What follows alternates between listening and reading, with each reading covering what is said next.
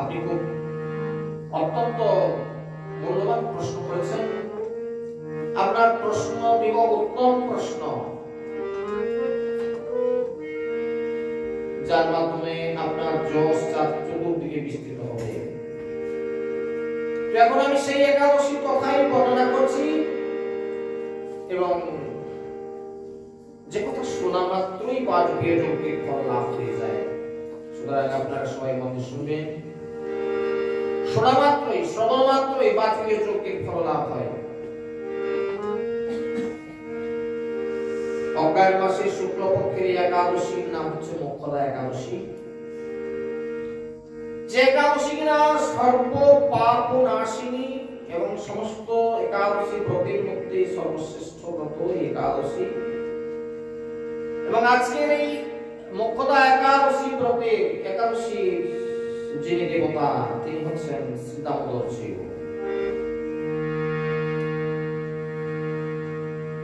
এই রাধা দামোদরের আজকে যে ভাবে তার কৃপা প্রাপ্ত হওয়া যায় তুলসী অথবা তুলসী মঞ্জরি দ্বারা,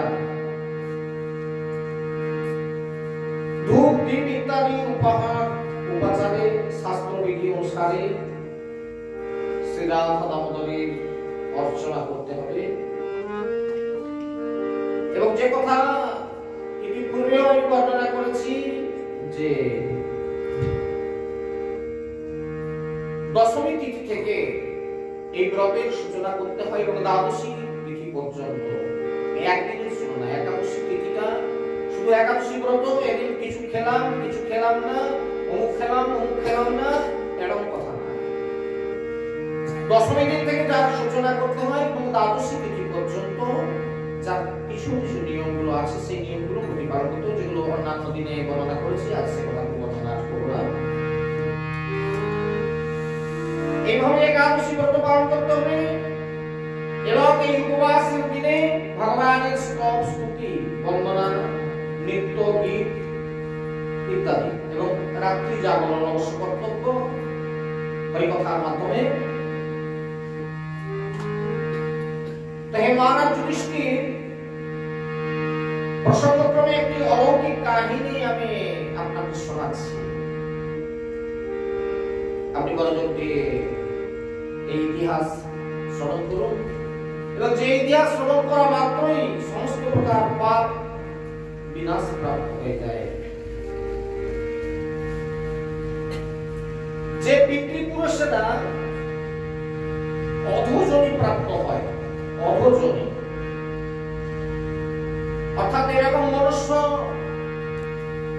দেহ থেকে যারা তির্যক জনিতে চলে যায়, কোন পশু জনিতে চলে যায়, তাদের কর্মের ফল অনুযায়ী এই ব্রত পালন করবে।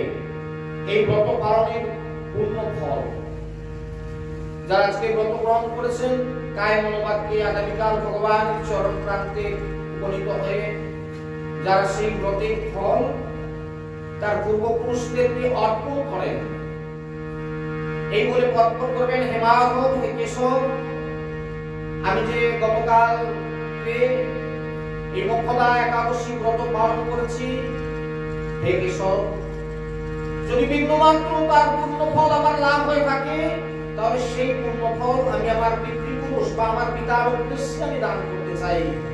আমার পিতা যেন সেই পূর্ণ ফলে তার পুত্রযুগতি লাভ হয়। এইভাবে যখন প্রার্থনা করবেন, তখন পিতৃপুরুষগণ আপনার এই একাদশী ব্রতের পূর্ণ প্রভাবে তাদের পুত্রযুগতি প্রাপ্ত হবে, তারা মুক্তি লাভের যোগ্য হয়ে যান। এই প্রসঙ্গে একটি কাহিনী আপনাদের কাছে তুলে ধরি। কোন এক সময় চম্পক নগরে বৈখানস নামে একজন রাজা ছিলেন। তিনি ছিলেন সমস্ত বৈষ্ণব সদ্গুণে বিভূষিত এবং প্রজাদের তিনি পুত্রের মতো পালন করতেন। তার রাজ্যে বহু বেদজ্ঞ ব্রাহ্মণ বাস করতেন। রাজ্যের সকলেই ছিল বেশ সমৃদ্ধশালী। রাজ্যে কোনো দুঃখ ছিল না। কিন্তু সেই রাজা একদিন স্বপ্ন দেখলেন, রাত্রিতে স্বপ্নে একটা ঘটনা দেখলেন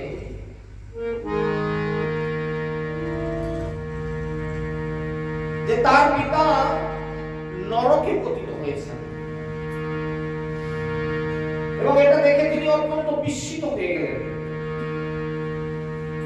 অত্যন্ত বিস্মিত হয়ে তিনি পরের দিন ব্রাহ্মণদেরকে ডেকে বলতে লাগলেন, হে ব্রাহ্মণগণ, আমি গত রাত্রিতে স্বপ্নযোগে একটা ঘটনা দেখলাম। আমার পিতা নরক যাতনায় অত্যন্ত কষ্ট পাচ্ছেন। এই কথাটা জেনে আমার হৃদয় যেন বিদীর্ণ হয়ে যাচ্ছে, আমি সেই কষ্ট সহ্য করতে পারছি না। এবং শুধু তাই না, তিনি আমার দিকে লক্ষ্য করে বারবার বলছেন, হে পুত্র, তুমি আমাকে এই নরক যন্ত্রণা থেকে, এই নরক সমুদ্র থেকে উদ্ধার করো। পুত্র তো তারই নাম, যে কিনা পুত নামক নরককুণ্ড থেকে, কঠিন নরককুণ্ড, পুত নামক নরককুণ্ড অত্যন্ত বেদনাদায়ক এবং কষ্টদায়ক। এই পুত নামক নরককুণ্ড থেকে যিনি উদ্ধার করতে পারেন তার নামই হচ্ছে পুত্র। আমাদের মধ্যে এরকম দুরাকার পুত্র না, তাই না? সেই পুত নামক নরককুণ্ড থেকে পিতাকে যিনি উদ্ধার করতে পারেন,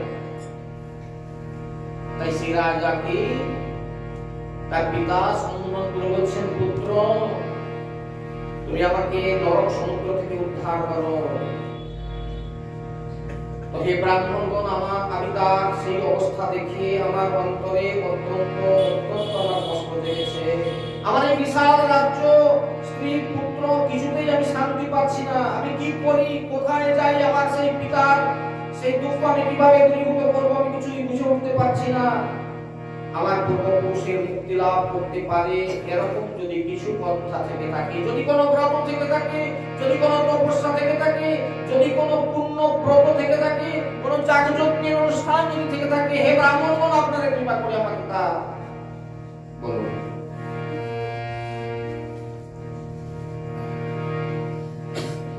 হে ব্রাহ্মণগণ, আমার মতো পুত্র বর্তমান থাকা সত্ত্বেও যদি পিতা মাতা পূর্বপুরুষরা যদি নরক যন্ত্রণা ভোগ করে থাকে, তাহলে আপনারা কৃপা করে বলুন, সেই পুত্রের কি প্রয়োজন?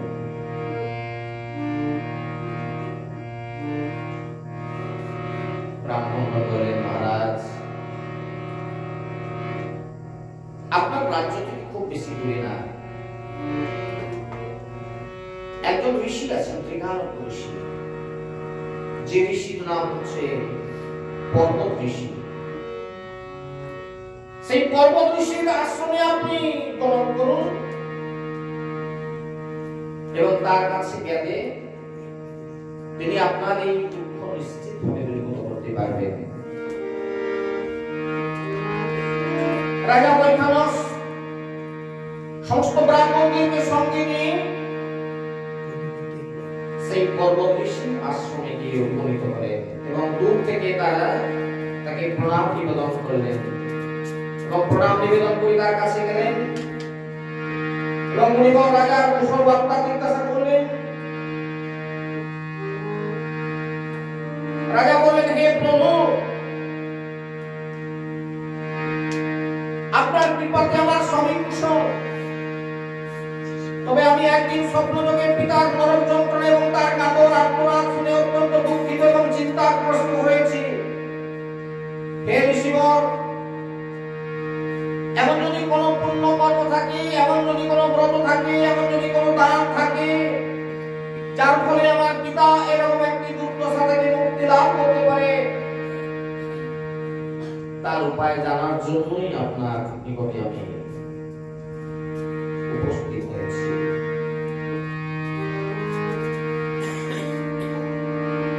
রাজার এই করুণ আবেদন শুনে পর্বত ঋষি কিছুক্ষণের জন্য ধ্যানস্থ হয়ে গেলেন। কিছুক্ষণ ধ্যান করার পর তিনি ধ্যান ভঙ্গ হয়ে বললেন, মহারাজ, এই তীর্যকজনী আমাদের কেন প্রাপ্ত হতে হয়? বলছে, পূর্বজন্মে তোমার পিতা অত্যন্ত কামাচারী হওয়ার জন্য তার এরকম অবগতি হয়েছে, এরকম তীর্যক জনিত তাকে কষ্ট পেতে হচ্ছে। এবং এখন এই পাপের মুক্তির উপায়, যদি তুমি পুত্রকে তা করতে চাও, আমি তাহলে বর্ণনা করছি, শোনো। সামনে যে অগ্রহায়ণ মাস আসছে, এই অগ্রহায়ণ মাসের শুক্ল পক্ষে যে একাদশী তিথি, যে একাদশীর নাম হচ্ছে মোক্ষদা একাদশী, এই মোক্ষদা একাদশী যথাশাস্ত্র বিধি অনুযায়ী আপনি প্রতিপালন করুন এবং সেই ব্রতের পুণ্যফল পিতাকে অর্পণ করুন এবং সেই পুণ্যের প্রভাবে আপনার পিতা মুক্তি লাভ করবেন।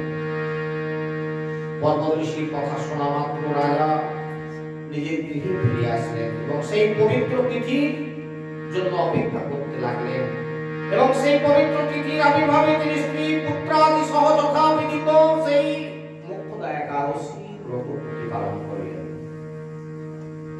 একটা কথা বললাম, কথাটা কিন্তু সকলে হয়তো খুব খেয়াল করেন না, আরেকবার উচ্চারণ করবি, জায়গাটা একটা ছোট্ট করে একটা আন্ডারলাইন লাগিয়ে দিই আমরা প্রত্যেকের হৃদয়ে।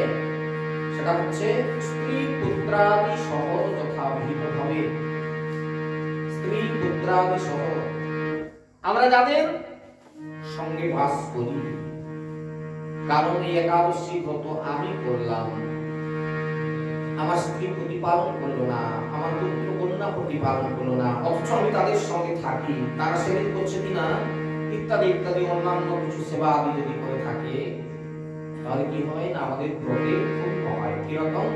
আমরা নিত্য তো ইত্যাদি ইত্যাদি খেতে অনেক কিছু ভালোবাসি, তো আমার ছেলে খাচ্ছে, আমার স্ত্রী খাচ্ছে, তখন কি হয় না আমাদের লালসাটা জাগৃত হয়, তাহলে কিন্তু ব্রতটা নষ্ট হয়ে যায়। আপনাদের কাছে আমি সমবেত করেছিলাম যে কয়েক এক মাস দেড় মাস আগে একজন মহারাজ এসেছিলেন গড়িয়া মঠ থেকে প্রসাদে, উনি আমার এখানে 10 দিন মতো ছিলেন। তো একাদশীর দিনকে আমি আমাকে জিজ্ঞাসা করছি সকালবেলায়, বাবাজি মহারাজ আজ তো একাদশী তো আপনি কিরকম একাদশী ব্রত পালন করেন বা কি সেবা করেন একাদশীতে, বা কিছু করেন না কি করেন? বলো বাবা আমি কিছুই পাই না, একাদশীতে কিছু পাই না। তো ওনার গাড়িতে বিক্ষু ছিলেন, তো আমি বললাম যে ভগবানের কি হবে? বলছে আমি ভগবানকে কিছু দিই না। শুনে আমি একটু বোধহয় অসন্তোষ প্রকাশ করে ফেলেছিলাম। বললাম সেটা কিরকম হয়? আপনি এটা করলেন, এটা বললেন কি করে? ভগবানকে কিছু দেবেন না? বলে ঠিক বলেছেন আপনি, কিন্তু কথা হচ্ছে আমি যখন ভগবানকে ভোগ নিবেদন করব, সেই প্রসাদ পাওয়ার জন্য আমার জিহ্বা চাইবে, তো আমি ভগবানকে কিছু দিই না আর আমিও কিছু পাই না। এটা তো অদ্ভুত কথা। ওনার থেকে শুনলাম বলছে আমি ভগবানকে কিছু দিই না, কেবল ভগবানের কাছে শুধু হরিনাম করি, বসে বসে গ্রন্থ পাঠ করি। তো উনি কি একদম সারাদিন ধরে গ্রন্থ পাঠ করছেন ভগবানের কাছে বসে বসে।